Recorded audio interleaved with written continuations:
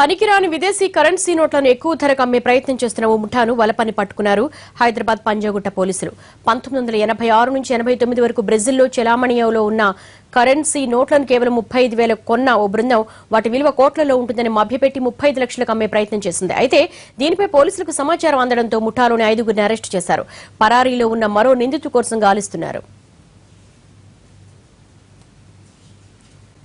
ఇది బ్రెజిల్ కరెన్సీని ఇండియన్ కరెన్సీలోకి మార్చే ప్రయత్నం చేసిన గ్యాంగ్ 1986 నుంచి 89లో చలామణిలో ఉన్న కరెన్సీది.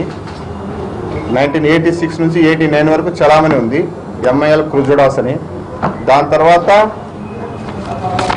దీని క్రూజోరియస్ CRUZEIROS క్రూజోరియస్ కరెన్సీగా మార్పు చెందింది. దీంట్లో మెయిన్ అక్యూడ్ మాకు ఇంకా దొరికిన తర్వాత అతను మిగతా ఎవరెవరితో కలిసి చేసినారనే విషయాన్ని మా ఫర్దర్ ఇన్వెస్టిగేషన్లో దీన్ని